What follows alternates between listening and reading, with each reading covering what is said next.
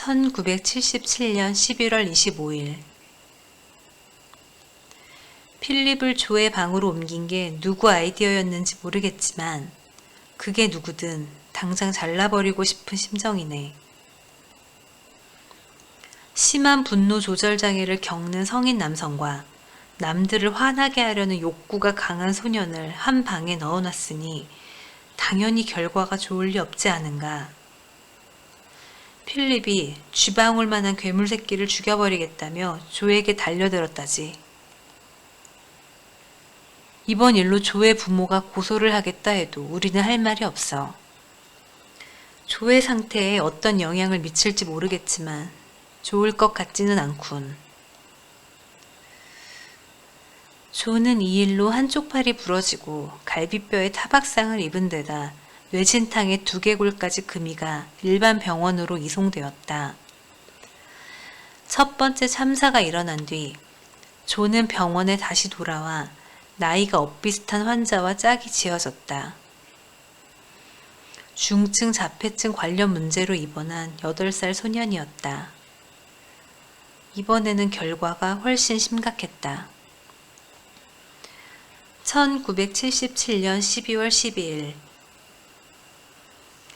이런 사건이 계속 일어나면 보험회사는 물론 경찰에서도 우리를 의심할지 몰라.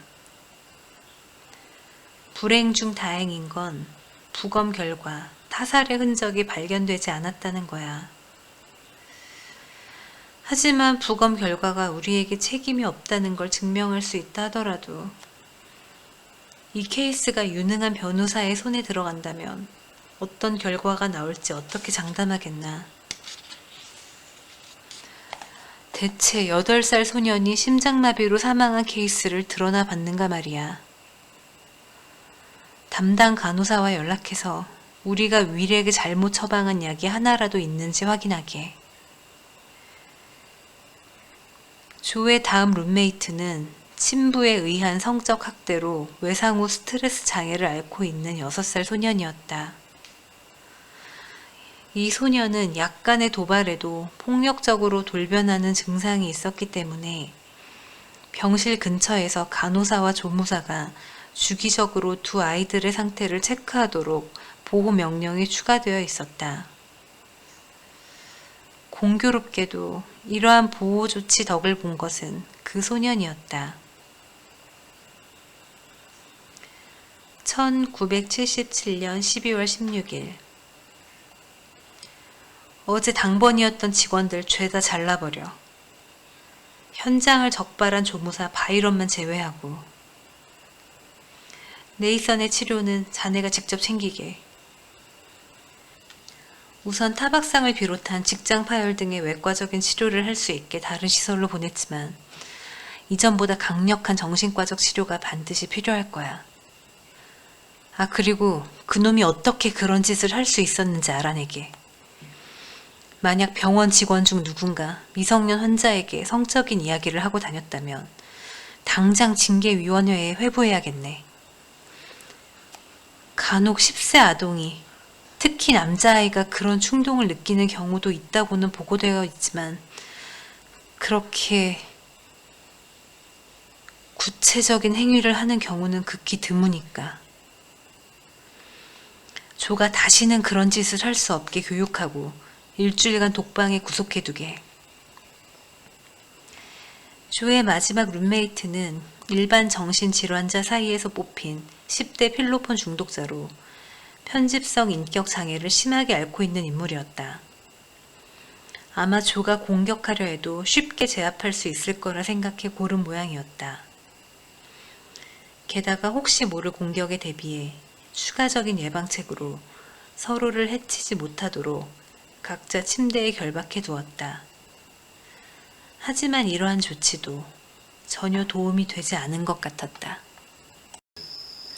1977년 12월 28일 먼저 사람을 시켜 병상에 묶을 더 단단한 끈이 있는지 살펴보게. 간밤에 클로드에게 일어난 일과 지난 한 달 동안 벌어진 사건들 이후로 2번 다시 병원에서 이런 일이 일어나지 않을 거라는 확신을 사람들에게 심어주어야 할 걸세. 그리고 조무사들에게도 병실을 한 번 더 점검해 보라고 하게나. 솔직히 그 친구들 설명은 못 믿겠거든. 클로드가 얼마나 심한 피해망상에 시달리고 있었건 간에 그 방 안에 대체 무엇이 몇 겹이나 되는 가죽끈들을 물어뜯고 창밖으로 몸을 던질 만큼 그를 겁에 질리게 할 수 있단 말인가. 클로드에게 일시적인 아드레날린 과다 분비가 있었다 해도 그 가죽끈들을 입으로 끊어낼 수는 없네. 그런데 그것도 모자라서 창살이 쳐진 창문을 부숴서 열었다고? 창살 아니면 침대나 창문에 뭔가 문제가 있었던 게 분명하네. 어쨌든 그 애가 무슨 짓을 하기에 이런 사고가 연달아 일어나는지 알아내야만 하네.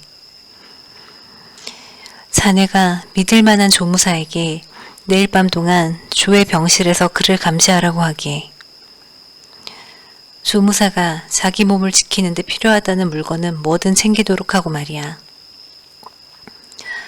이번만큼은 조를 정신 이상 범죄자에 준해서 취급해야겠어. 비록 네이선 사건 외에는 무슨 일이 있었는지 입증할 수 있는 게 많지 않지만 말이야.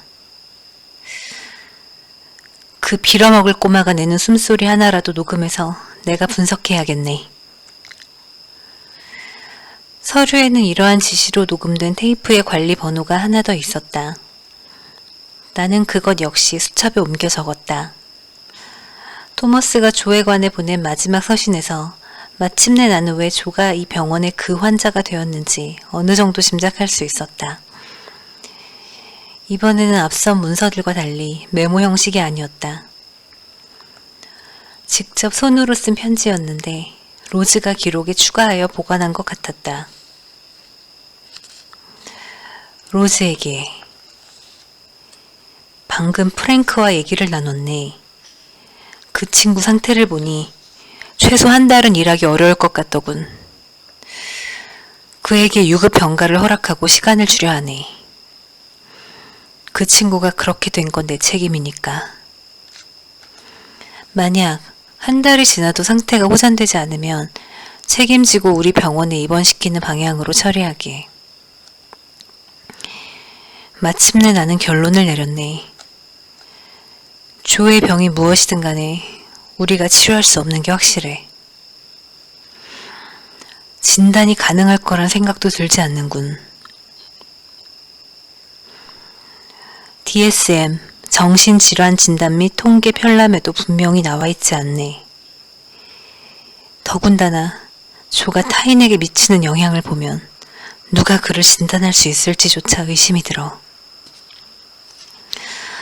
먼저 프랭크가 내게 한 말부터 얘기해보자고. 그 친구 말로는 밤새도록 조가 자기를 향해 속삭이기만 했다는군. 그게 다라네. 하지만 그건 아이가 내는 평범한 목소리가 아니었다고 해. 어떻게 한 건지는 몰라도 조가 목구멍 뒤에서 거칠고 쉰 소리를 내 목소리를 바꾸고는 우리가 함께 했던 일을 생각해보라며 마치 어디서 만난 적이 있는 것처럼 굴었다는 거야. 문제는 말일세, 로즈. 조가 프랭크에게 떠올리게 했던 게 뭔지 아나? 프랭크가 어렸을 때 꾸었던 온갖 악몽이라네. 그가 말하길 어릴 적 악몽을 꾸면 속삭이는 괴물에게 밤새 쫓겨다니다가 결국 잡혀먹히곤 했는데 조의 목소리가 그 괴물의 목소리와 비슷했다는 거야. 기이한 일 아닌가? 그렇게 어린아이가 40살 조무사가 어렸을 적 꾸던 꿈을 어찌하겠나. 그래서 녹음 테이프를 유심히 들어보았지. 그런데 말이야, 아무리 생각해도 이 모든 게 프랭크의 착각이라고 밖에는 생각할 수가 없네. 녹음기 마이크의 볼륨이 최고로 되어 있었는데도 불구하고 아무런 소리도 녹음되지 않았거든. 더군다나 조가 병실 반대편에 시종일관 얌전히 있었기 때문에 프랭크에게 들릴 정도로 소리를 냈다면 분명 마이크에 잡혔을 거야. 프랭크의 귀에 대고 속삭이지 않는 한 소리가 녹음되는 걸 피할 수 없었을 텐데 그건 당연히 불가능하지 않나. 더 이상한 건 긴 침묵이 끝나자 갑자기 프랭크가 거칠게 숨을 몰아쉬는 소리가 들리기 시작해. 호흡 패턴도 정상이 아니었어. 과호흡 상태처럼 들렸지. 사실상 공황 발작을 일으키는 것 같더군.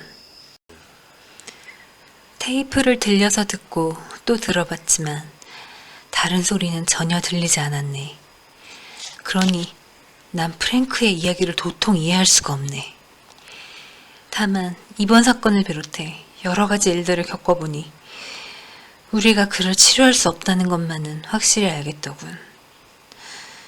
조가 왜 저러는지 알려면 나보다 유능한 의사가 필요할 거야.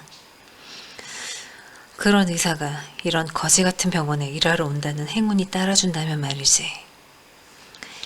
조는 죽을 때까지 여기에 갇혀 있을지도 몰라. 하지만 우리가 할 수 있는 일은 아무것도 없어. 로즈, 자네도 언젠가 병원장이 되겠지. 우리 둘 다 아는 사실이고 이 문제에 관해 자네와 구체적으로 논의한 적도 있지 않은가. 몇 년 전 사건을 만회하고 싶은 유혹을 느낄 거라는 것 또한 잘 알고 있네. 제발 그러지 말게. 자네마저 미쳐버리도록 둘 수 없네. 내가 떠난 후에도 그냥 이곳에 그를 가둬두고 조의 부모에게는 병원비를 받고 필요한 이야기만 전해주게나.